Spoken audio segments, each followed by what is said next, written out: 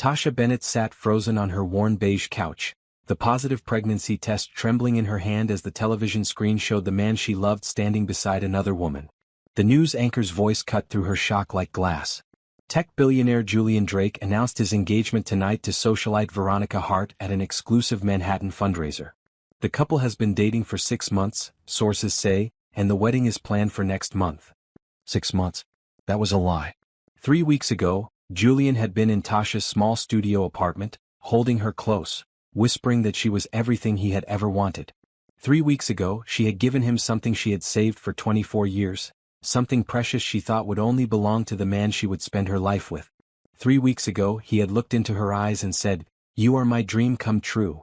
Now he stood on national television, his arm around a blonde woman in a white designer dress, smiling for cameras as if Tasha had never existed. The pregnancy test felt heavy in her palm. 2 pink lines. Clear as day. Undeniable. She had taken 3 tests that morning, each one showing the same result. Her period was 2 weeks late. Her breasts were tender. She felt nauseous every morning. Deep down, she had known before she even bought the test from the pharmacy on the corner. Tasha's hands shook as she reached for her phone. She had called Julian 17 times in the past 3 weeks. 17 calls that went straight to voicemail. She had sent 12 text messages, each one marked as delivered but never read. She had even tried emailing him through his company website, only to receive an automated response. And now she understood why. He had been planning this engagement the entire time. Her best friend Natasha Price had warned her. "Girl, men like Julian Drake don't end up with women like us," she had said after Tasha came home the morning after their night together, glowing with happiness. "He's a billionaire. You work in marketing at a nonprofit. This is not a fairy tale." But it had felt like one.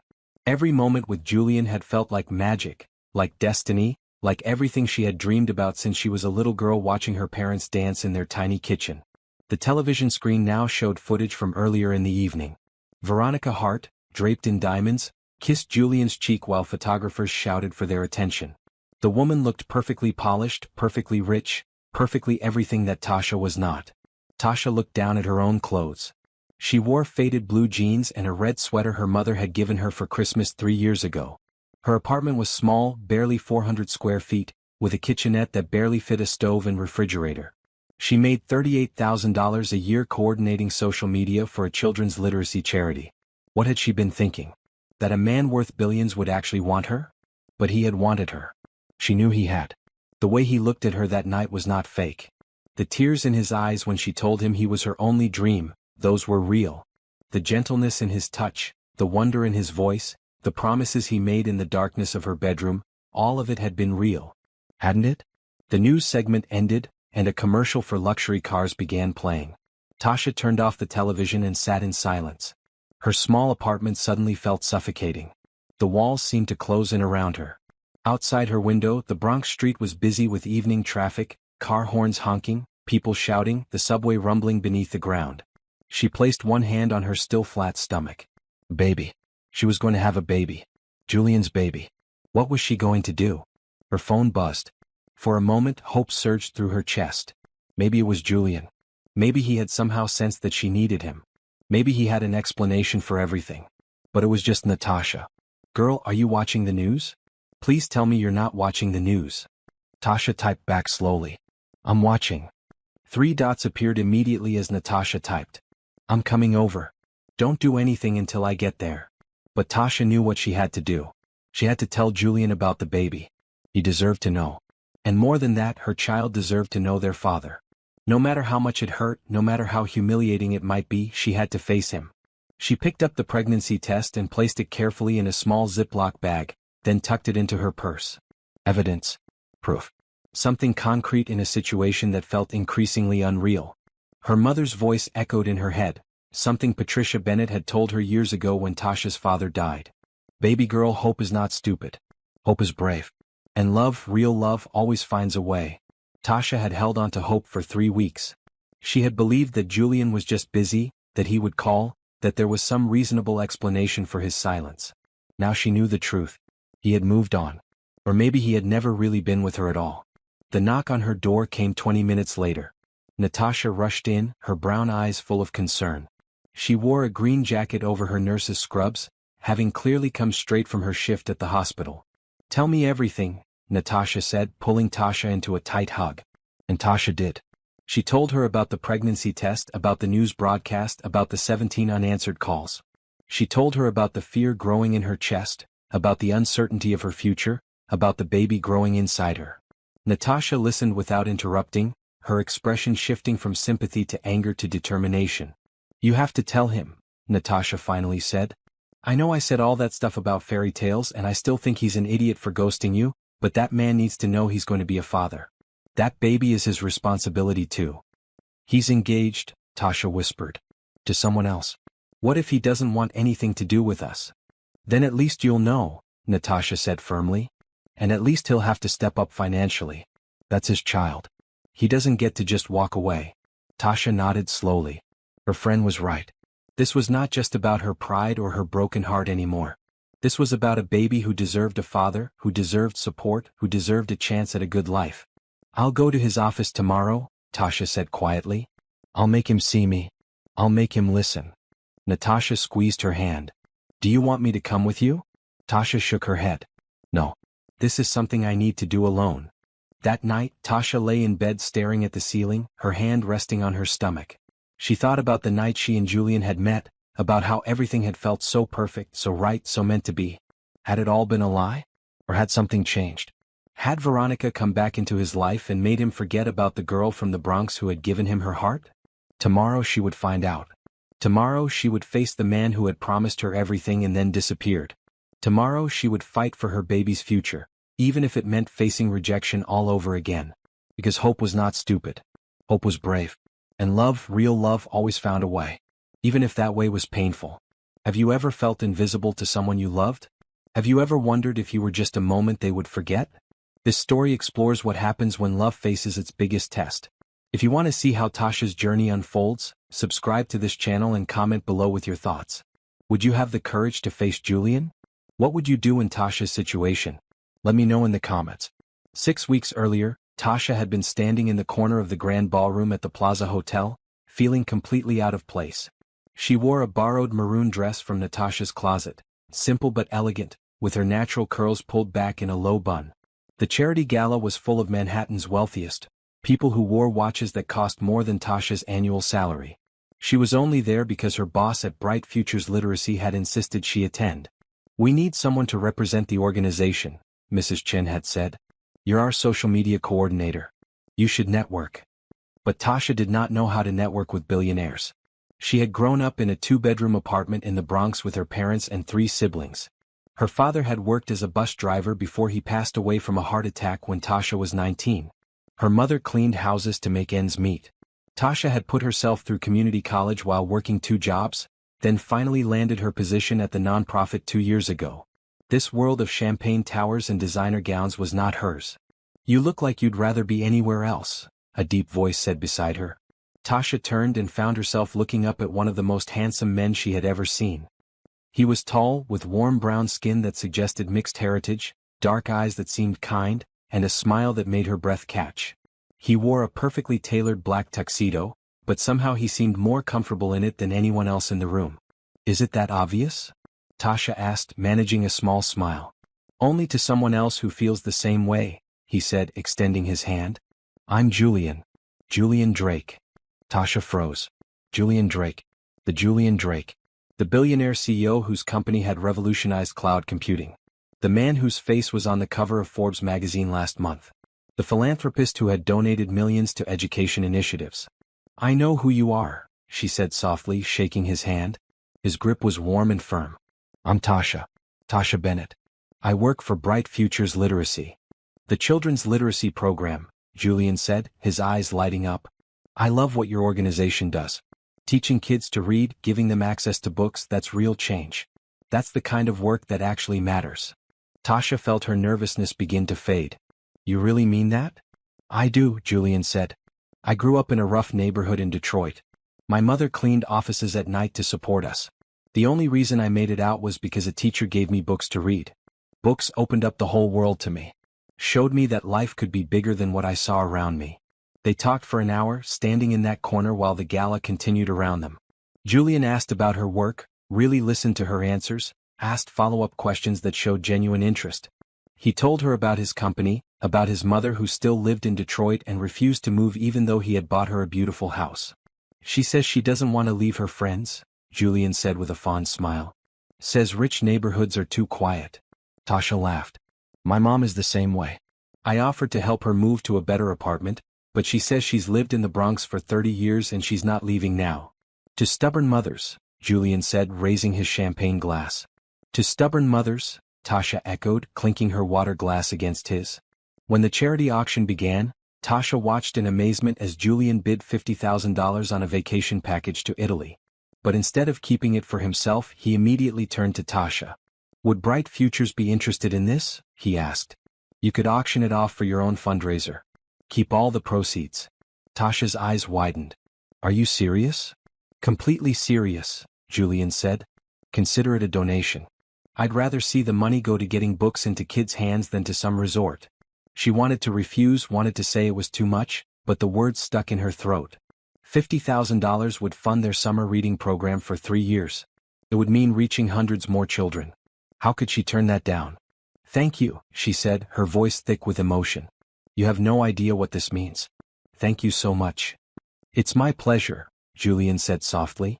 Really? As the evening continued, they gravitated back to each other. They talked about books they loved, about their families, about their dreams for the future. Julian told her about wanting to use his wealth to make real change in education. Tasha told him about her dream of one day running her own literacy program, maybe opening a community center where kids could come after school for tutoring and mentorship. You should do it, Julian said. I can tell you'd be amazing at it. Someday, Tasha said. When I've saved enough money.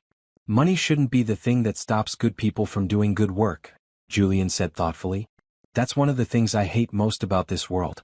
All the wealth concentrated in the hands of people who just use it to make more wealth, while people like you have to struggle to make a real difference.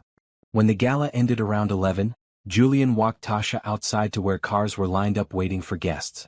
A sleek silver car pulled up and a driver stepped out. Can I give you a ride home? Julian asked. It's late. Tasha hesitated for only a moment. Everything about the evening had felt safe, comfortable, right? That would be nice. Thank you. During the drive to the Bronx, they continued talking. Julian asked about her family, about her childhood, about her father who had passed away. She found herself telling him things she rarely shared, about how her father used to read to her every night, even after long shifts driving the bus. About how his death had devastated her family but also made her appreciate every day more. Julian listened with an intensity that made her feel truly seen. When she finished, he was quiet for a moment. He sounds like he was a great man, Julian said finally. The kind of father who leaves a legacy in how he loved his kids. He was, Tasha said softly. I try to make him proud every day. When the car pulled up to her building, Julian asked for her number. She gave it to him without hesitation, her heart racing with possibility. Can I take you to dinner? Julian asked. Tomorrow night? I'd like that, Tasha said, smiling. She got out of the car feeling like she was floating. As she walked up the 4 flights of stairs to her apartment, she kept replaying every moment of the evening in her mind. The way Julian looked at her. The way he listened. The way he seemed to genuinely care about her work, her dreams, her life. Natasha called 10 minutes after Tasha got home. Tell me everything, Natasha demanded. And don't leave anything out. Tasha told her about meeting Julian, about their conversation, about the donation, about the dinner date tomorrow. Tasha, Natasha said slowly. This man is a billionaire. Like with AB. Are you sure about this? I don't know what I'm sure about, Tasha admitted. But he was so kind, Natasha. So genuine. He didn't treat me like I was beneath him or like I didn't matter. He treated me like an equal. Just be careful, Natasha said. Rich men can afford to be charming. It doesn't always mean they're serious. But when Julian called the next morning to confirm their dinner plans, and when he sent flowers to her office with a note that said, looking forward to tonight, and when he picked her up in a regular car instead of a limousine because he said he wanted their evening to feel real and not like a show, Tasha began to believe that maybe, just maybe, this was real. Their dinner was at a small Italian restaurant in Greenwich Village. Nothing fancy, nothing over the top. Julian said he had been coming there since he first moved to New York 10 years ago, back when he was just starting his company and could barely afford their pasta dishes. They talked for 3 hours. About everything and nothing. About politics and music and movies and dreams. Julian told her about the struggles of building his company, about the investors who did not believe in him, about the nights he slept in his office because he could not afford both rent and office space. Money changes things, Julian said. But it doesn't change who you are inside. At least it shouldn't. I try to remember where I came from. I can tell, Tasha said. You're not like what I expected. What did you expect? Someone arrogant, Tasha admitted. Someone who thought they were better than everyone else because of their bank account.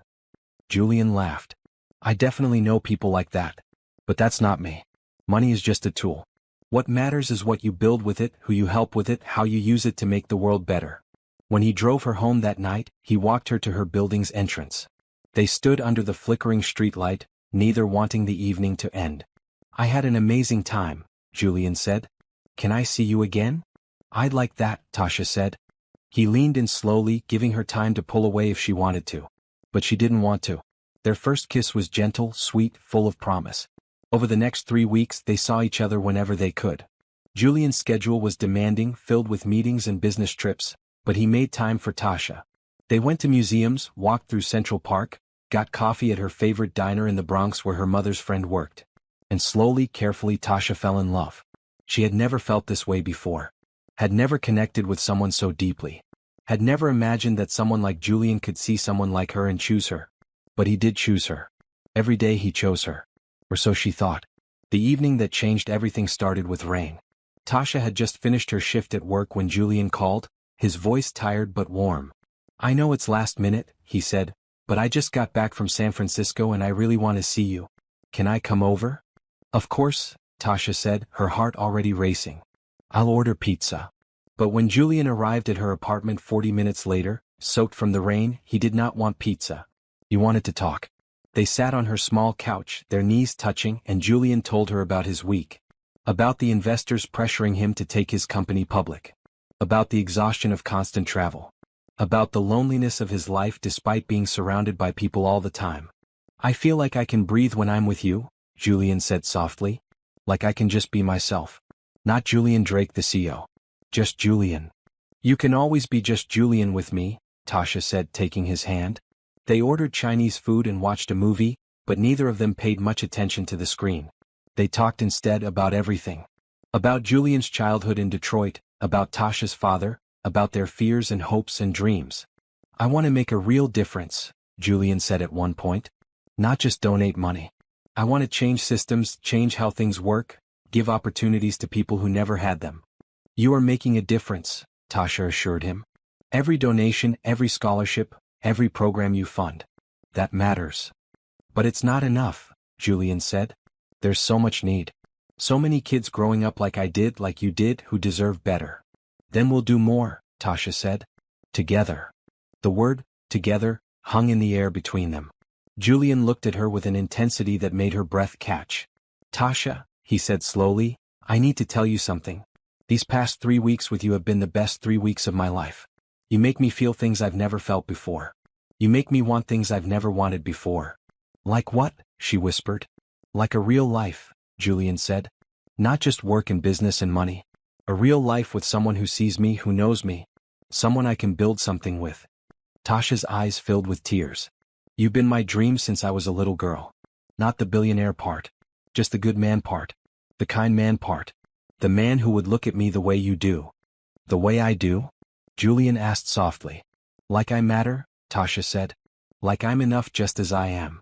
Julian cupped her face in his hands. You are enough. You're more than enough. You're everything. They kissed then deeper than before. More urgent. More real. I've never done this before, Tasha whispered against his lips. I've never been with anyone before. Julian pulled back slightly, his eyes searching hers. Never? She shook her head. I was waiting. For the right person. For someone who mattered. Tasha, Julian said, his voice rough with emotion. We don't have to. I don't want you to feel pressured. I don't feel pressured, she said. I want this. I want you. You're the person I've been waiting for. What happened next was tender and slow and beautiful. Julian treated her like she was precious, like she was fragile, like she was worth every moment of care and attention. He whispered that she was beautiful, that she was perfect, that he was honored to be her first. Afterward, they lay tangled together in her small bed, the city sounds drifting in through her window. Julian held her close, his fingers tracing patterns on her shoulder. "I meant what I said," Julian whispered in the darkness. "You're everything to me." "You're everything to me too," Tasha said. "You're my dream, Julian. You're my only dream." Julian's eyes filled with tears then. Actual tears that spilled down his cheeks. "No one has ever said anything like that to me before." "It's true," Tasha said, wiping away his tears.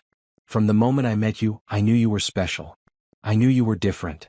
They talked until dawn, making promises and plans.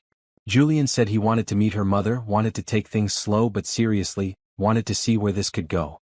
Tasha told him about her dream of opening a community center, and Julian said he would help make it happen. "We'll do it together," he said. "Your dream is my dream now." When morning came, Julian had to leave for an early meeting. He kissed her goodbye at her door, his hands cradling her face. "I'll call you tonight," he promised. "And I'll see you this weekend. We'll go somewhere special. Just the two of us." "I can't wait," Tasha said, smiling. She watched him walk down the hallway, her heart full of joy and hope and love. She had found him. She had found her person. The man who saw her, who valued her, who chose her. Everything was going to be perfect. But Julian never called that night. Or the next night. Or the night after that. And Tasha's perfect dream slowly began to crumble into a nightmare. The first day of silence, Tasha told herself Julian was just busy. He was a CEO. He had important meetings, demanding schedules, constant obligations. She sent him a text, "Hope your day went well. Thinking of you." The message showed as delivered but not read. The second day she called. The phone rang twice and then went to voicemail. She left a message, trying to keep her voice light and casual. "Hey, it's me. Just wanted to hear your voice. Call me when you can." He did not call back. The third day, panic started to set in. She texted again, "Julian, I'm getting worried. Is everything okay? Please let me know you're all right." Delivered. Not read. By the end of the first week, Tasha had called 8 times and sent 15 texts. All of them went unanswered. She tried to tell herself there was a reasonable explanation. Maybe he lost his phone. Maybe he was traveling somewhere with no service. Maybe there was a family emergency. But deep down she knew. He was avoiding her. Natasha came over that weekend and found Tasha crying on her couch. "He's ghosting me," Tasha said through her tears. "After everything we shared, after what we did, he's just gone." "I'm so sorry," Natasha said, pulling her into a hug. "Men are trash. Even billionaire men. Especially billionaire men." "But why?" Tasha asked. "Everything was so perfect. He said I was everything to him. He cried when I told him he was my dream. How do you fake that?" "I don't know, honey," Natasha said. "But you deserve better than someone who disappears on you." The second week, Tasha saw the first tabloid photo. Julian Drake at a charity benefit in Los Angeles, his arm around a stunning blonde woman in a white dress. The caption read, "Tech billionaire Julian Drake and girlfriend Veronica Hart make their first public appearance." Girlfriend. Not rumored girlfriend, or date. Girlfriend. Tasha stared at the photo on her phone, feeling sick. The woman was beautiful, polished, everything Tasha was not. She wore diamonds that probably cost more than Tasha would earn in her lifetime. She looked like she belonged in Julian's world. Maybe that was the truth. Maybe Tasha had been kidding herself all along. She tried calling Julian's office directly. A professional-sounding assistant answered. "I need to speak with Julian Drake," Tasha said, trying to keep her voice steady. "Mr. Drake is not available. Can I take a message? This is Tasha Bennett. He knows me. It's important." There was a pause. "I'm sorry, but Mr. Drake is not taking calls at this time. If you'd like to email, I can provide you with our general inquiries address."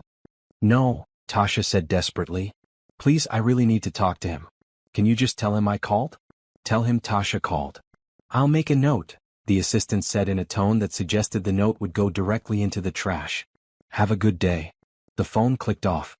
Tasha sat in her apartment, feeling more alone than she had since her father died. How had everything fallen apart so quickly? How had she gone from feeling loved and cherished to feeling discarded and forgotten in the space of 2 weeks?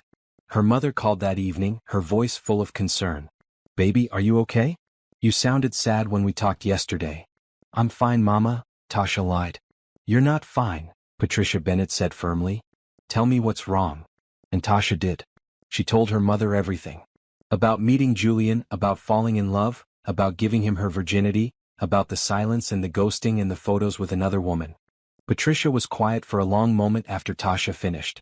"Baby," she finally said, "I'm going to tell you what my mama told me when I was your age. A man who treats you like you're disposable is not a man worth your tears. But a man who made you feel loved, who made you feel seen, maybe he's just lost his way. Maybe he needs to be reminded of what matters." "Mama, he won't even take my calls." "Then you make him take your call," Patricia said. "You show up at his door. You look him in the eye. And you tell him that love is not something you throw away just because it's inconvenient." "I'm scared," Tasha admitted. "Being brave means being scared and doing it anyway," her mother said. "And you are brave, baby. You're my daughter." The third week, Tasha missed her period. At first, she told herself it was stress. Her cycle had always been irregular. But when she woke up nauseous 3 mornings in a row, when her breasts started feeling tender, when she felt exhausted no matter how much sleep she got, she knew. She bought 3 pregnancy tests from different brands, took them all on the same morning, and watched as all 3 showed 2 pink lines. Positive. Undeniably positive.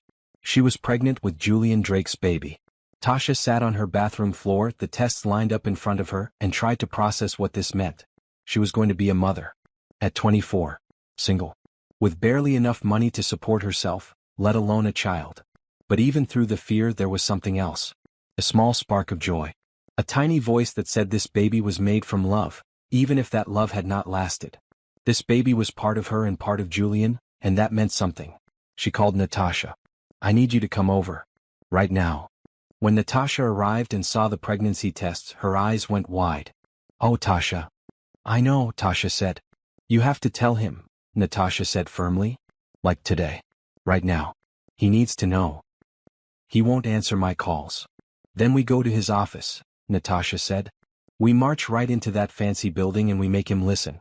That's his baby. He doesn't get to ignore this." But before they could make plans, Tasha turned on the television to find the news broadcast about Julian's engagement. And her whole world shattered all over again. Engaged. He was engaged to Veronica Hart. The wedding was planned for next month. Had he been with Veronica the whole time? Had their night together meant nothing to him? Had she been just a distraction, just a momentary lapse, just a mistake he wanted to forget? The questions spun through her mind until she felt dizzy. Natasha held her while she cried, while she processed the impossible situation she now faced. "I still have to tell him," Tasha finally said. "Even if he's engaged. Even if he doesn't want anything to do with me. This baby deserves to know their father. And Julian deserves to know he has a child." "Okay," Natasha said. "Then tomorrow we go to his office. Together. And we make him face this." That night, Tasha barely slept. She kept one hand on her stomach, talking softly to the tiny life growing inside her. "I don't know what's going to happen," she whispered. "I don't know if your daddy will want to know you. But I promise you, baby, I will love you enough for both of us. You will be loved. You will be wanted. You will be everything." And in that moment, lying in her bed with her hand on her stomach, Tasha made a decision. She would fight for her child. She would fight for what was right. And she would not let fear or pride or heartbreak stop her from doing what needed to be done. Tomorrow she would face Julian Drake. Tomorrow she would tell him about the baby. Tomorrow she would demand that he step up and take responsibility. Because kindness and hope and love had guided her this far. And those same things would guide her through whatever came next. Tasha stood outside Drake Technologies headquarters at 8:30 in the morning, wearing her best blue dress and the maroon coat her mother had bought her for job interviews. The building was 60 stories of steel and glass, gleaming in the morning sun. She felt impossibly small standing in front of it. Natasha squeezed her hand. "You can do this." "I can do this," Tasha repeated, trying to believe it. They walked through the revolving doors into a lobby that looked like something from a science fiction movie. Everything was white marble and chrome, with holographic displays showing stock prices and company news. Security guards in dark suits stood at every entrance. Tasha approached the main desk, where a young woman with perfect makeup sat typing. "I need to see Julian Drake," Tasha said, trying to sound confident. The receptionist looked up with a practiced smile. "Do you have an appointment?" "No, but this is urgent. My name is Tasha Bennett. Please tell him I'm here." "I'm sorry, but Mr. Drake does not see anyone without an appointment. If you'd like to schedule something, I can connect you with his assistant's office." "Please," Tasha said, her voice breaking slightly. "I really need to see him. It's important." The receptionist's expression softened slightly. Let me call up to his office. One moment. She picked up her phone and spoke quietly. After a moment she hung up and shook her head. I'm sorry, but Mr. Drake is in meetings all day and cannot see anyone. Tasha felt tears threatening. She had come all this way, gathered all her courage, and she was being turned away at the lobby. But then Natasha stepped forward, her voice firm. Tell his assistant that Tasha Bennett is here with urgent personal news that Mr. Drake needs to hear in person. Tell them that if he doesn't come down here in the next 10 minutes, she'll be taking her news to the media instead. Tasha looked at her friend in shock, but Natasha just shrugged. Sometimes you have to play hardball. The receptionist looked uncertain, but she made another call. This time when she hung up, her expression had changed. Mr. Drake's assistant will be down shortly, she said. They waited in the lobby for 15 minutes. Tasha's heart pounded so hard she thought it might burst out of her chest. What would she say? How would she tell him? What if he reacted badly? Finally, a tall black woman in a green suit stepped out of the elevator and approached them. Miss Bennett? Yes, Tasha said, standing up. I'm Beverly Drake, Mr. Drake's mother and executive assistant, the woman said. Her voice was kind but professional. Julian will see you. Please follow me. Natasha started to come too, but Beverly shook her head gently. I'm sorry, but Mr. Drake requested to see Ms. Bennett alone. It's okay, Tasha told Natasha. I'll be fine. They rode the elevator to the 50th floor in silence. Beverly kept glancing at Tasha with a curious expression, as if trying to figure out who she was and why Julian had agreed to see her. The executive floor was stunning. Floor-to-ceiling windows looked out over Manhattan. Everything was sleek and modern and expensive. Beverly led Tasha down a hallway to a corner office with double doors. He's inside, Beverly said. Then she added softly, whatever you need to tell him, he'll listen. My son is a good man. Tasha nodded, grateful for the kindness. She took a deep breath and knocked. Come in, Julian's voice called. She pushed open the door and there he was. Julian Drake, sitting behind a massive desk, wearing a charcoal suit and a blue tie. He looked tired. There were dark circles under his eyes. But when he saw her, his entire face changed. Tasha, he breathed, standing up quickly. For a moment they just stared at each other. Tasha's carefully planned speech evaporated from her mind. All she could think was how much she had missed him, how much it hurt to see him, how much she still loved him despite everything.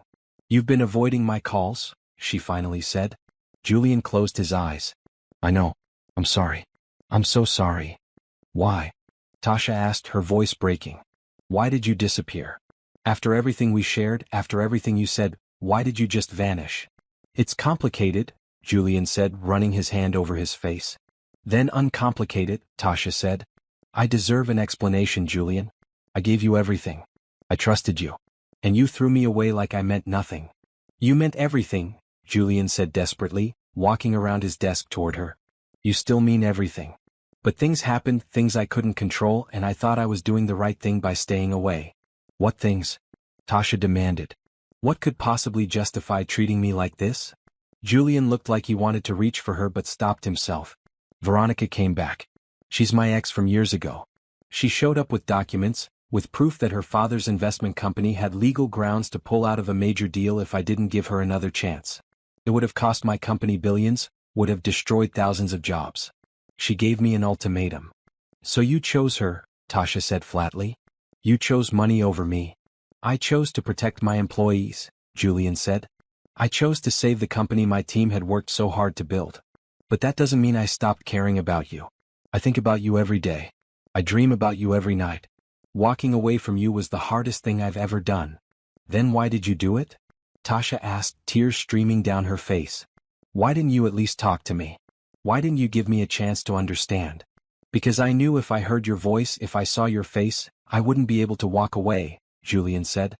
And at the time, I thought walking away was the only option. At the time? Tasha repeated. What about now? You're engaged, Julian. You're planning a wedding. I know, Julian said miserably. And I hate it. Every day I hate it. I don't love Veronica. I don't even like her.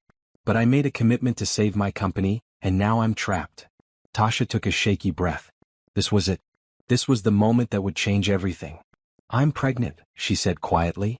Julian froze. What? I'm pregnant, Tasha repeated, pulling the Ziploc bag with the pregnancy test from her purse. With your baby. That night we spent together, I got pregnant. I found out 3 weeks ago. Julian stared at the pregnancy test, his face going pale. Then red. Then pale again. He sat down heavily in his chair, his hands shaking. A baby, he whispered. We're having a baby.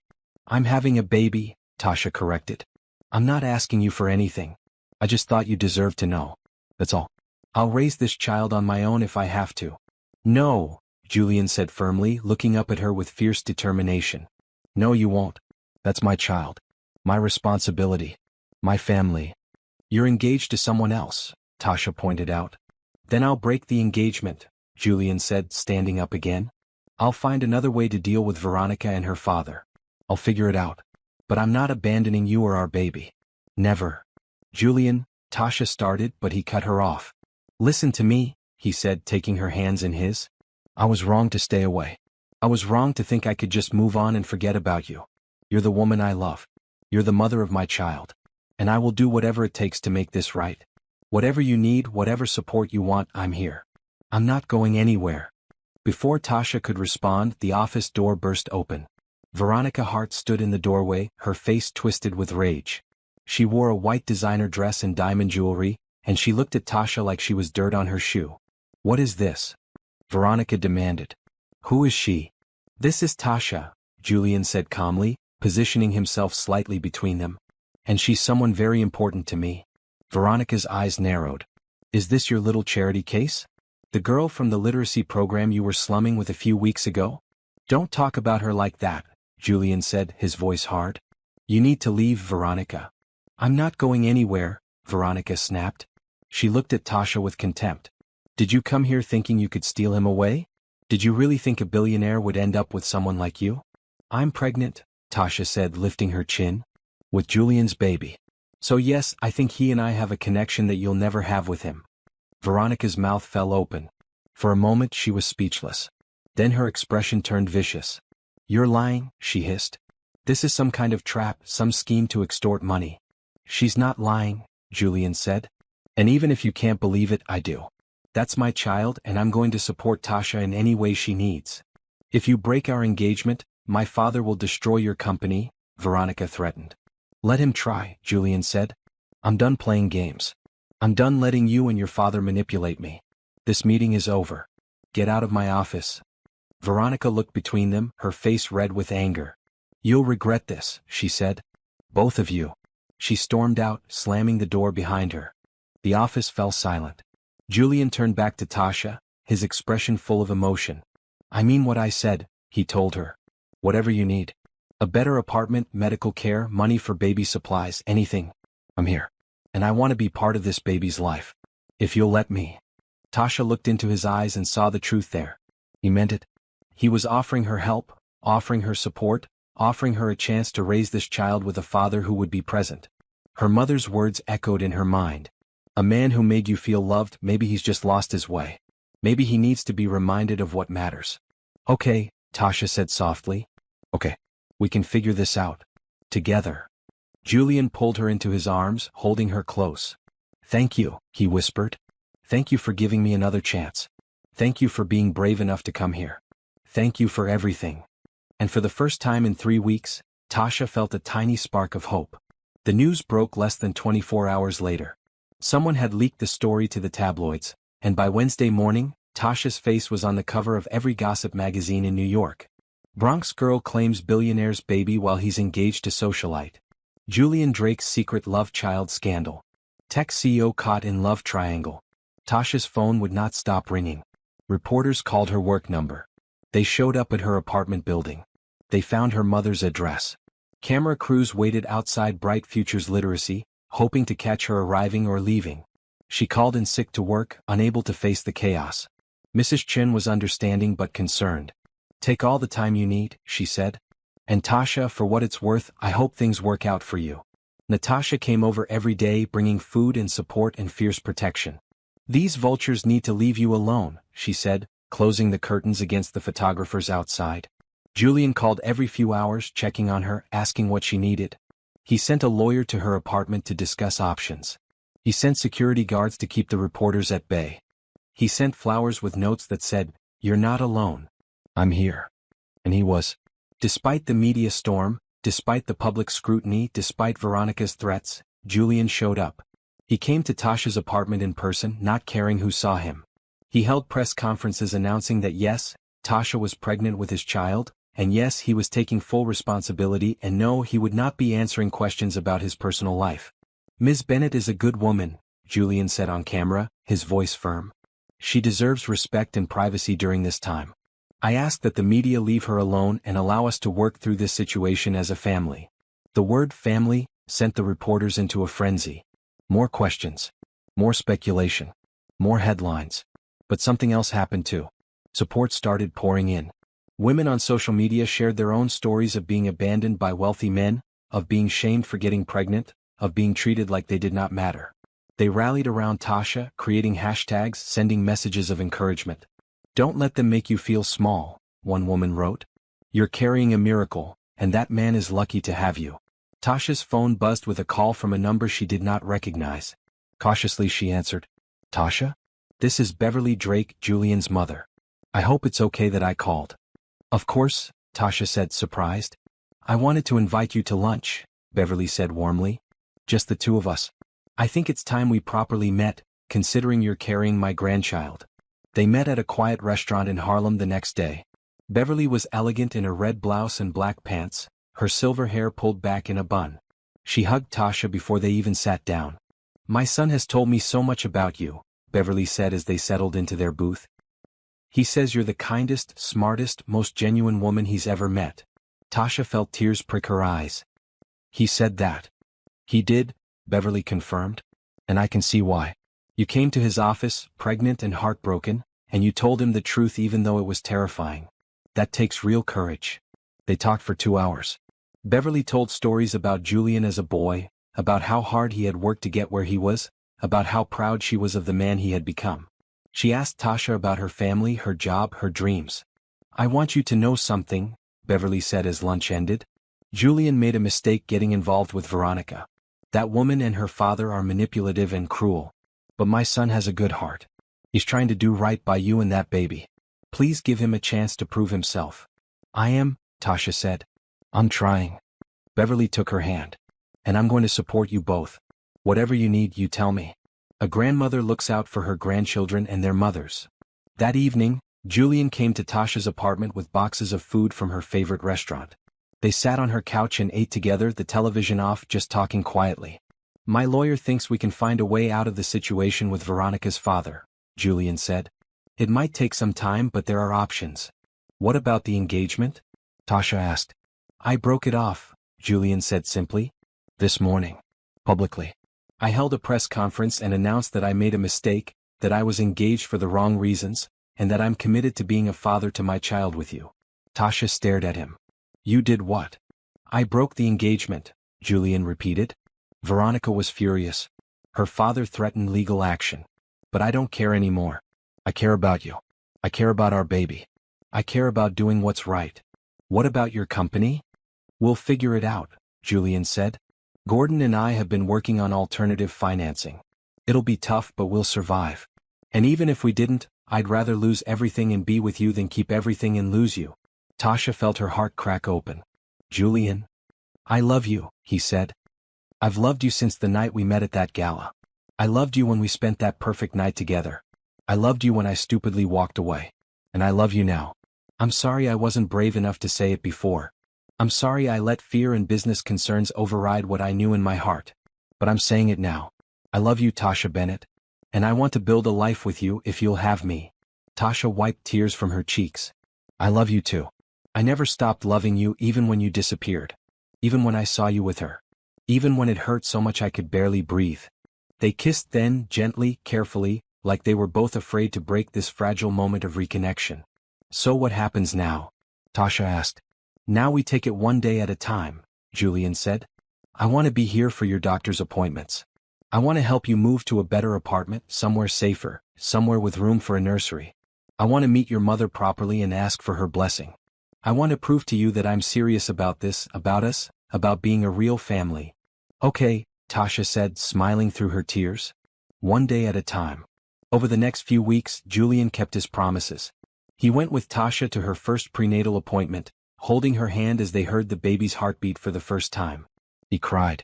Actual tears of joy that made Tasha fall in love with him all over again. He found her a beautiful 3-bedroom apartment in a safe neighborhood, with good schools nearby and a park across the street. When Tasha hesitated, worried about accepting such an expensive gift, Julian gently reminded her, "This is for our baby. Please let me do this." And she did. Because kindness and hope and love meant accepting help when it was offered with genuine care. He met Patricia Bennett over Sunday dinner at her home in the Bronx, showing up with flowers and a humble attitude. Patricia grilled him for an hour about his intentions, about his plans, about how he would support her daughter. Julian answered every question honestly, never getting defensive, never making excuses. At the end of the evening, Patricia hugged him and whispered, "You hurt my baby once. Don't do it again." "I won't," Julian promised. "I swear I won't." The media attention gradually died down. Other scandals took over the headlines. Tasha was able to return to work, where her co-workers were supportive and kind. Mrs. Chin even gave her a raise, saying the publicity had actually increased donations to their organization. But Veronica had not gone away. She lurked in the background, giving interviews to magazines, posting cryptic messages on social media, clearly planning something. Julian's lawyer warned them to be careful. "She's dangerous when she's angry," the lawyer said. "Document everything. Keep records. Don't engage with her directly." But they tried not to let fear control their lives. They focused on preparing for the baby, on building their relationship on a foundation of honesty and trust. Do you believe people deserve second chances? Do you think Julian truly changed, or was Tasha taking too big a risk by trusting him again? Love is complicated, and sometimes it requires forgiveness. If you want to see how their story continues, subscribe to this channel and let me know in the comments if you think Tasha made the right choice. Would you give someone a second chance after they hurt you? Comment below. 4 months into the pregnancy, Tasha's belly was starting to show. She wore bright maternity dresses in green and blue that Julian kept buying for her, insisting she deserved to feel beautiful. She felt beautiful when he looked at her, when he placed his hand on her stomach and talked to their baby. They spent every evening together now. Sometimes at her new apartment, sometimes at his penthouse in Manhattan. They cooked meals together, watched movies, talked about everything and nothing. Julian told her stories about building his company, about the failures and setbacks that nobody ever saw. About the times he almost gave up, about the people who believed in him when no one else did. "Gordon was my first investor," Julian said one evening as they made pasta together in her kitchen. He wore jeans and a red t-shirt, looking nothing like the billionaire CEO the world saw. "We met at a tech conference when I was 23. I gave a presentation about cloud computing and everyone laughed at me. Said it would never work. But Gordon came up afterward and said, 'I think you're onto something.'" "He sounds like a good friend," Tasha said, stirring the sauce. "The best," Julian agreed. "He stuck with me through everything. When investors pulled out, when the tech bubble burst, when it looked like we'd lose everything. He never wavered." Tasha told Julian about her childhood, about growing up with 3 siblings in a small apartment, about how her father would do magic tricks for them when money was tight and there was nothing to do. About how her mother held the family together after he died, working 2 jobs while still making time for homework help and school events. "She sounds amazing," Julian said. "She is," Tasha said. "She taught me that love means showing up. Not just saying pretty words but actually being there when things are hard." Julian took her hand. "I'm here. And I'm not leaving." They went to childbirth classes together, sitting in a circle with other expectant couples. Julian was the only one who took notes. The only one who asked detailed questions about contractions and breathing techniques. The other fathers teased him gently, but he did not care. "I want to be prepared," he said. "I want to be a good father." "You will be," Tasha assured him. They toured hospitals, choosing the one where Tasha would give birth. They interviewed pediatricians. They spent hours in baby stores, Julian insisting on buying every safety device, every piece of recommended equipment, every book about child development. "You're going overboard," Tasha laughed as he loaded their cart with yet another monitor. "I'm being thorough," Julian corrected with a grin. Beverly Drake came over often, bringing home-cooked meals and advice and stories about raising Julian.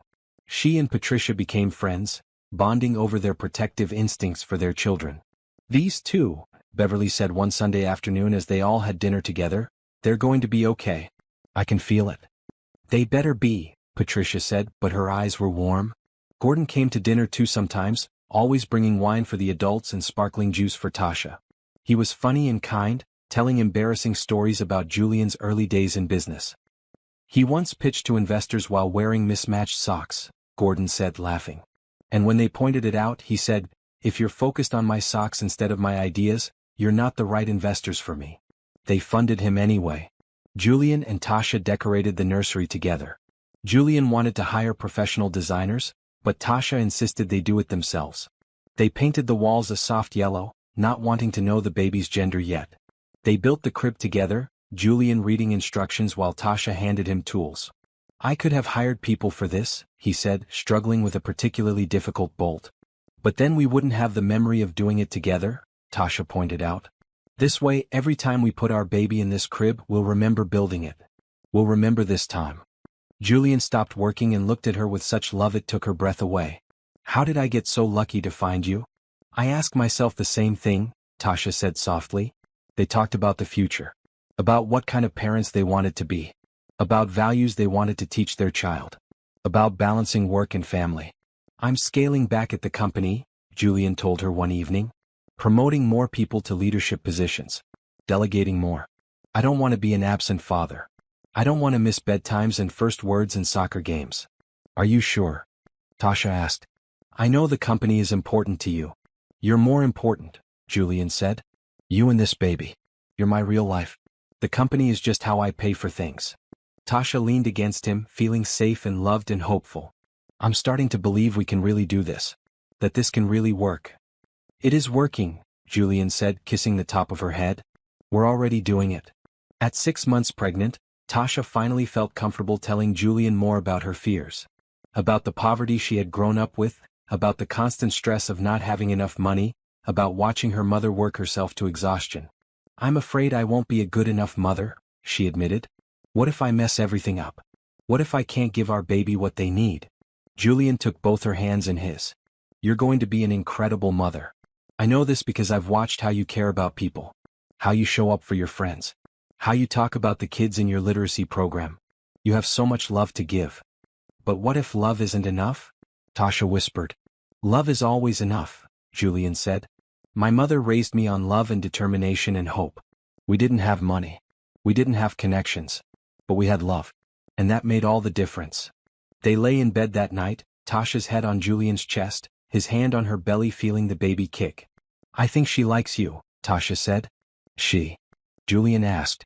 "Just a feeling," Tasha said. "I think we're having a girl." "Boy or girl, they'll be perfect," Julian said. "Because they're ours." 7 months in, they had their first real disagreement. Julian wanted to marry Tasha. He proposed one evening with a beautiful ring, getting down on one knee in her living room. "Marry me," he said. "Let's be a real family. Let's make this official." But Tasha hesitated. "I want to marry you," she said carefully. "But not yet. Not like this." "Like what?" Julian asked, confused. "Like we're only doing it because of the baby," Tasha explained. "I want us to get married because we can't imagine life without each other. Not because it's the responsible thing to do. Not because of social pressure. But because we choose each other every single day and we want to make that choice permanent."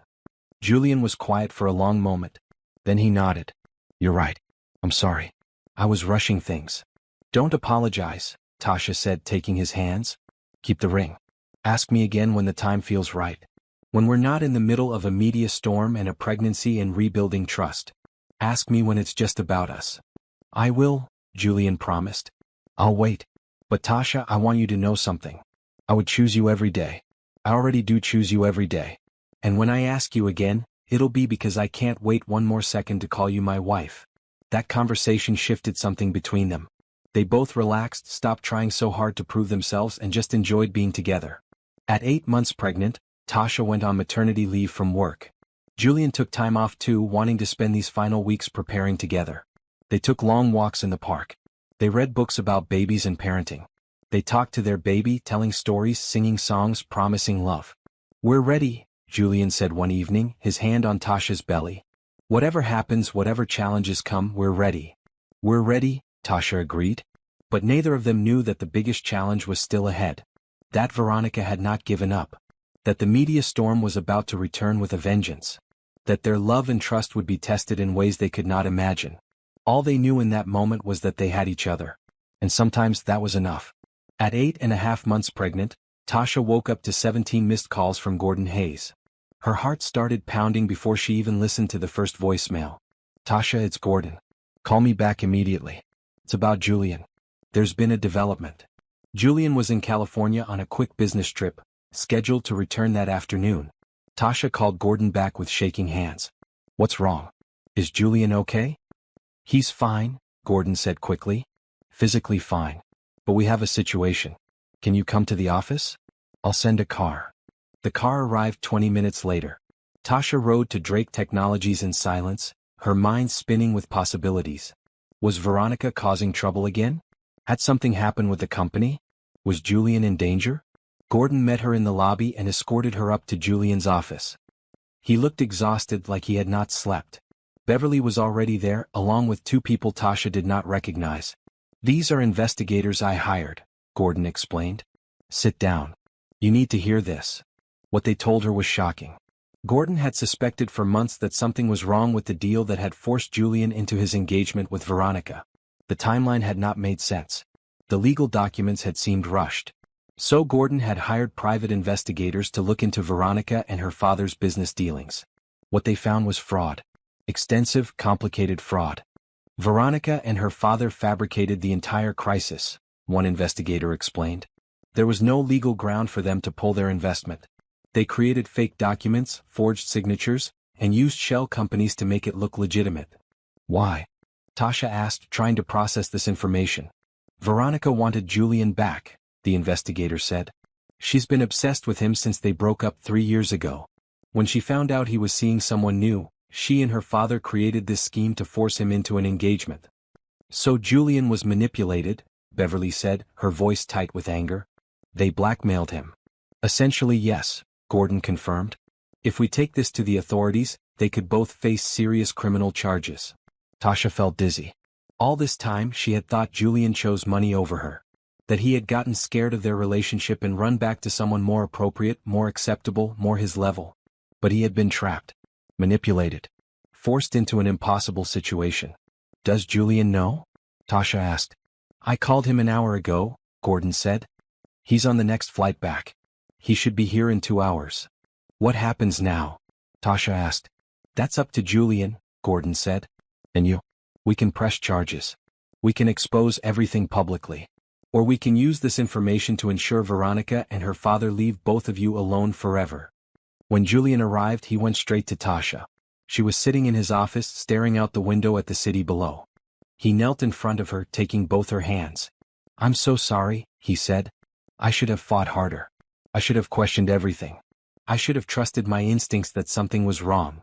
You were trying to protect your employees, Tasha said. You were trying to do the right thing. But I hurt you in the process, Julian said. I made you think you weren't important enough, weren't worth enough. And that's unforgivable. You're forgiven anyway, Tasha said softly. Because I understand now. You were trapped. We were both victims of people who cared more about control than about love. They sat together while Gordon and Beverly laid out their options.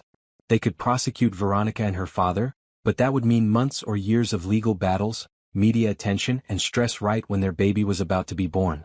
Or they could use the evidence to force a settlement, make Veronica and her father sign legal documents promising to stay away and never speak publicly about Julian or Tasha again. I just want them gone, Julian said. I want them out of our lives. I want to focus on Tasha and our baby, not on revenge. What about justice? Gordon asked. Sometimes the best justice is living well, Patricia Bennett said from the doorway.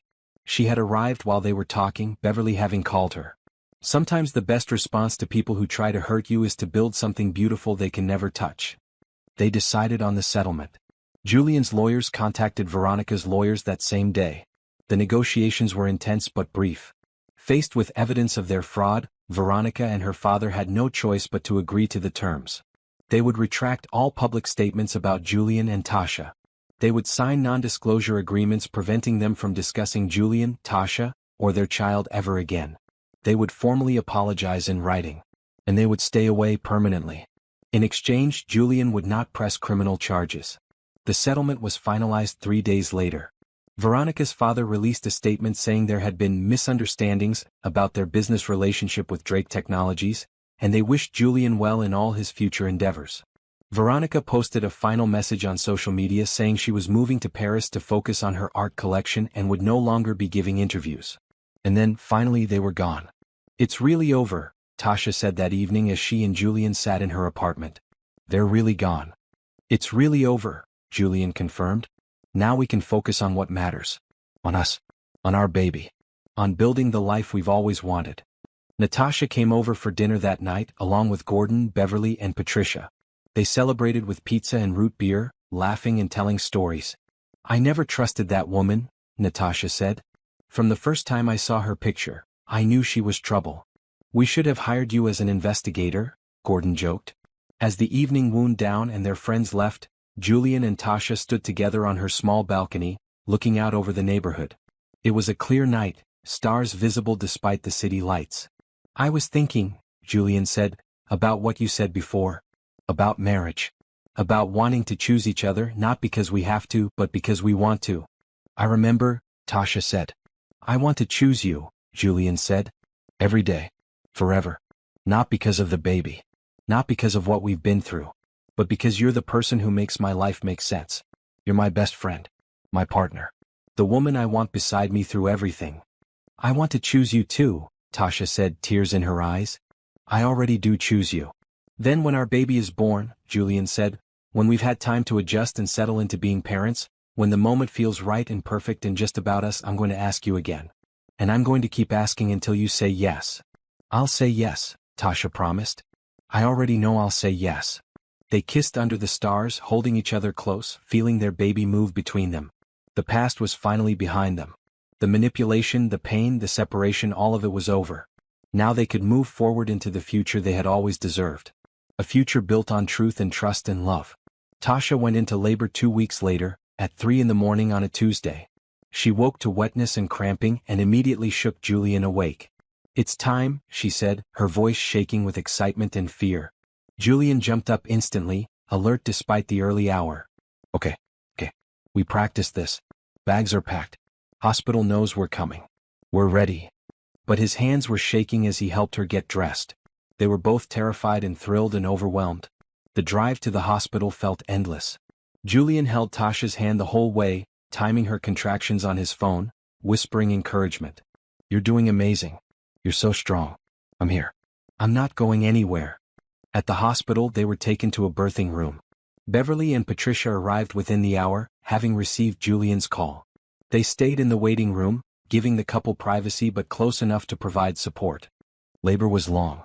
12 hours of contractions, breathing exercises, walking the halls, and Julian never leaving Tasha's side.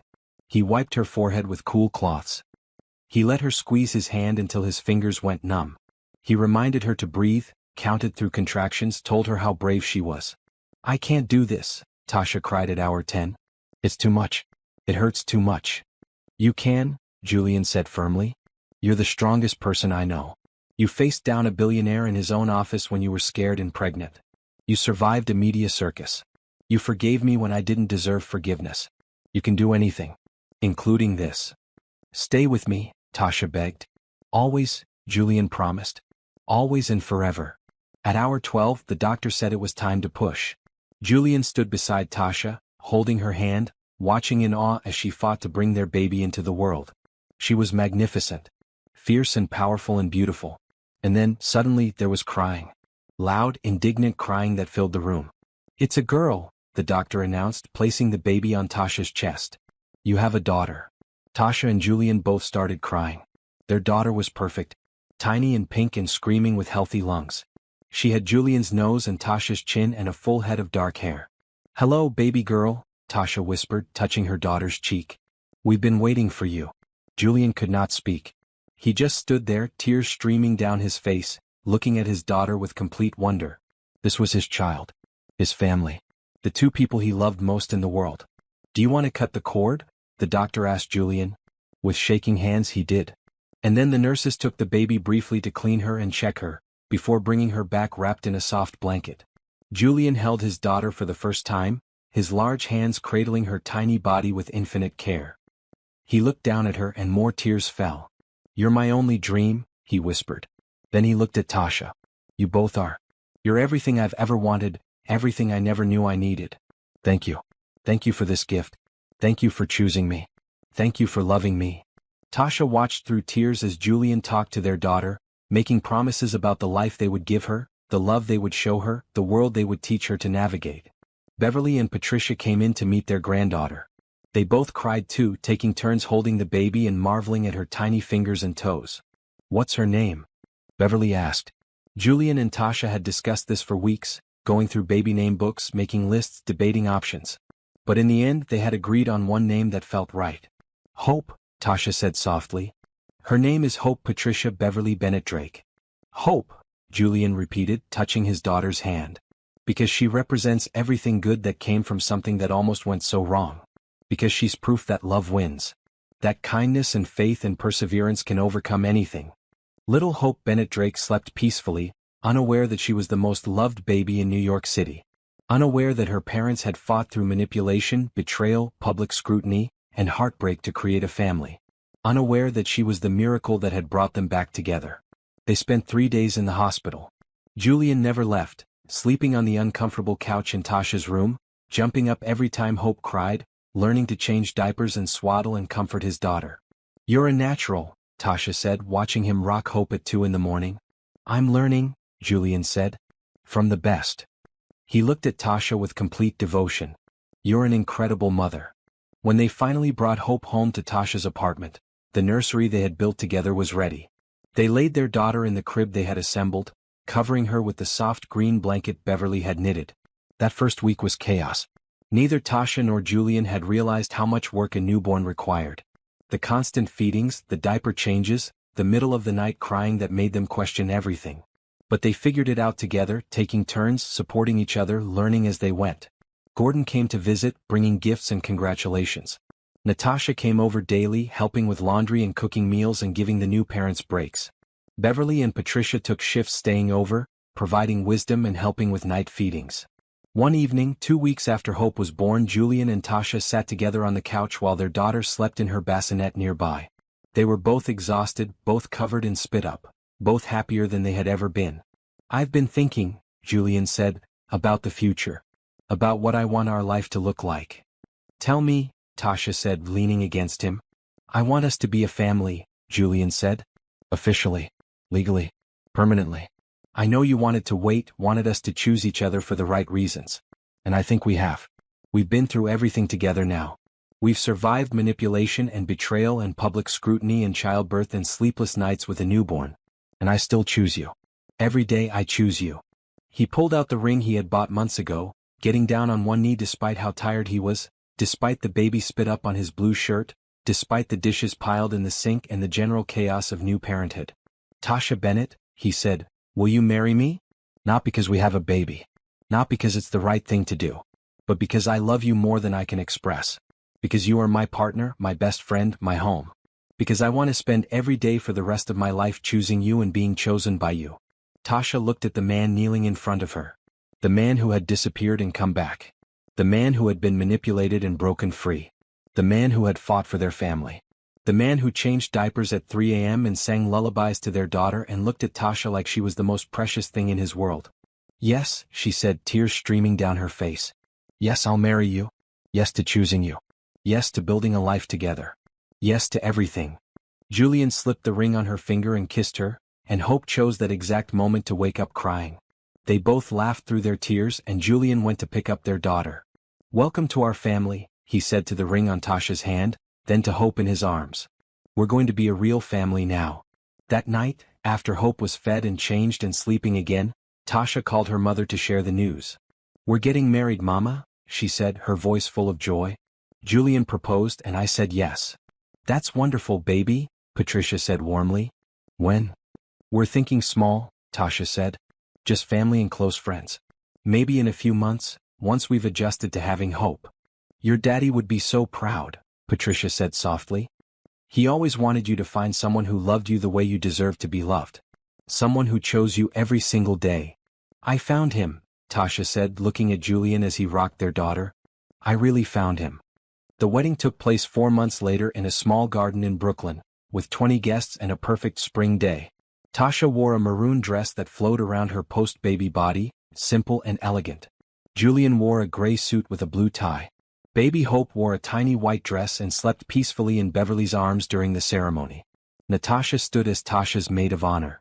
Gordon stood as Julian's best man. Patricia walked Tasha down the aisle, tears streaming down her face. Beverly beamed from the front row, holding her granddaughter.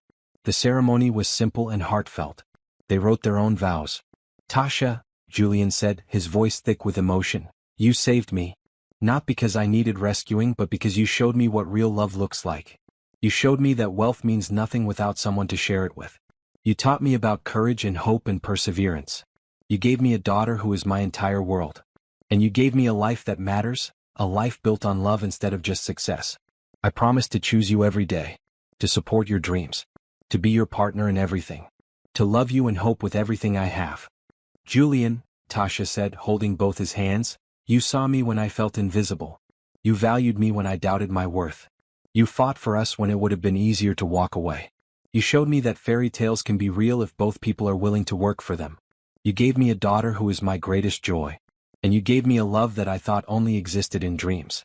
I promise to choose you every day, to build you up, to be honest with you, to love you and hope with my whole heart." When they were pronounced husband and wife, their kiss was met with cheers and applause. Hope woke up and started crying, and everyone laughed as Julian took his daughter from his mother and bounced her gently. "Welcome to married life," Gordon joked. "It's all crying babies and no sleep from here on out." "Wouldn't have it any other way," Julian said, grinning. The reception was in Patricia's backyard, with homemade food and music playing from a portable speaker. Nothing fancy. Nothing over the top. Just family and friends celebrating love. Julian's company had thrived in the months since Veronica and her father had been removed from their lives. Without the manipulation and interference, Drake Technologies had secured better investments, launched new products and expanded into educational technology. Julian had followed through on his promise to scale back his hours, promoting trusted leaders to handle day-to-day operations while he focused on strategic direction and family time. Tasha had returned to work part-time at Bright Futures Literacy, bringing hope with her sometimes. Mrs. Chen had been incredibly accommodating, even setting up a small play area in the office so Hope could be nearby while Tasha worked. But Tasha and Julian were also planning something bigger. "I want to tell you about a surprise," Julian said during the reception, standing up to give a speech. "Most of you know that Tasha has always dreamed of opening a community center for kids. A place where they can get tutoring, mentorship, access to books and technology, safe after-school activities. A place that provides the kind of support that changed my life when I was young." He looked at Tasha with a soft smile. "So I bought a building in the Bronx. And over the next 6 months, we're going to renovate it and turn it into the Hope Bennett Learning Center, named after both our daughter and the hope that drives everything we do. Tasha will run it. I'll fund it. And together we'll create the kind of place that gives kids opportunities they might not otherwise have." Tasha stood up, crying again. She had cried more in the past year than in her entire life before. But these were good tears. Happy tears. "I don't know what to say," she said. "Say you'll make your dream come true," Julian said. "Say you'll take this gift and use it to change lives." "I will," Tasha said, hugging him. "Thank you. Thank you for believing in me." As the party continued, Tasha found a quiet moment to sit with Hope, feeding her daughter while watching Julian dance with his mother. Her heart felt so full it might burst. A year ago she had been alone, scared, heartbroken, facing single motherhood with no idea how she would manage. Now she was married to the man she loved, had a healthy daughter, and was about to launch her dream project. Life was not perfect. They still had sleepless nights and parenting challenges. Julian still sometimes worked too late and had to be reminded to come home. Tasha still sometimes doubted herself and needed reassurance. They still fought occasionally about small things like whose turn it was to do dishes or how to handle Hope's sleep schedule. But they faced everything together. As partners. As equals. As two people who had chosen each other through the hardest circumstances and come out stronger. That night, after the reception ended and everyone went home, Julian and Tasha sat together in their new house. They had bought a modest home in a good neighborhood, nothing like Julian's penthouse but perfect for their family. Hope was asleep in her nursery upstairs, monitored by the baby camera. "Do you remember," Julian said softly, "that first night we spent together? When you told me I was your only dream?" "I remember everything," Tasha said. "I cried," Julian reminded her. Because no one had ever said anything like that to me before. Because you saw me, really saw me, not the CEO or the billionaire, just me. The man under all that. I still see you, Tasha said. I know, Julian said. And that's why I'm about to cry again. He pulled her close and sure enough, tears started falling. You were my only dream too, he whispered. I just didn't know it until I met you. I thought I wanted success and money and power. But what I really wanted was this. A home. A family. Someone who loves me for who I am, not what I have. You gave me that. You gave me everything. Tasha wiped his tears away, then kissed him gently. We gave each other everything. They sat in comfortable silence, holding hands, listening to the sound of their daughter breathing through the baby monitor. Outside, the neighborhood was quiet. A car passed occasionally. A dog barked in the distance. Normal sounds of a normal life. And that was exactly what they wanted. Normal. Real. True. 1 year later, the Hope Bennett Learning Center opened its doors. The building was bright and welcoming, painted in yellows and blues, filled with books and computers and art supplies. Over 100 kids signed up in the first month. Volunteers came from all over the city to help with tutoring and mentorship. Julian cut the ribbon at the opening ceremony, with Tasha beside him holding Hope, who was now walking and talking and into absolutely everything. This center represents possibility, Julian said to the crowd. It represents the belief that every child deserves a chance, regardless of where they come from or how much money their parents have. It represents hope. And that's the most powerful thing we can give to the next generation. The media coverage this time was positive. Stories about the Learning Center, about second-chance love, about a couple who turned scandal into purpose. Tasha and Julian did a few interviews, always focusing on the work of the center rather than their personal story. We're not perfect, Tasha said in one interview. We've made mistakes. We've hurt each other. We've had to learn and grow and forgive. But we chose love. We chose hope. We chose to believe that people can change, that relationships can heal, that good can come from difficulty. And we wanted to create something that would help other people believe that too. At night, after Hope was in bed, Tasha and Julian would sit on their porch and talk about the day. About the kids they were helping. About Hope's latest accomplishments. About their plans for the future. I'm thinking we should expand, Julian said one evening. Open more centers in other neighborhoods. Create a model that other cities can replicate. I'm thinking I'm pregnant again, Tasha said. Julian turned to her, eyes wide. What? I took a test this morning, Tasha said, smiling. We're having another baby. Julian let out a whoop of joy and picked her up, spinning her around despite her protests. Hope woke up crying from the noise, and they both rushed upstairs to comfort her. Your little sister or brother is coming, Julian told Hope, who looked confused but pleased by the excitement. Life continued. The learning center grew. Hope became a big sister to a baby boy they named Joshua. Julian's company continued to thrive. Tasha's work touched hundreds of lives. They had hard days and easy days and everything in between. But through it all they chose each other. Every single day they chose love. 10 years after that night in Tasha's small apartment, they sat together at Hope's 10th birthday party. Their daughter was smart and kind and curious, reading at a high school level and already talking about becoming a teacher. Joshua was 8. Obsessed with robots and coding, already showing Julian's business mind. And their youngest, Angela, was 5, full of energy and laughter and mischief. Can you believe it's been 10 years? Tasha asked Julian as they watched their children play. Best 10 years of my life, Julian said. And I'm grateful for every moment. The good ones and the hard ones. All of it brought us here. To our noisy, chaotic, beautiful life, Tasha said, raising her water bottle in a toast. To our noisy, chaotic, beautiful life, Julian echoed. That night, after the party ended and the kids were finally asleep, Julian pulled Tasha onto their porch swing. The same porch where they had sat when Tasha told him about her second pregnancy. The same porch where they had made countless plans and shared countless dreams.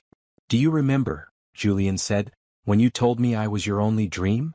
I'll never forget, Tasha said. You still are, Julian said, tears in his eyes again.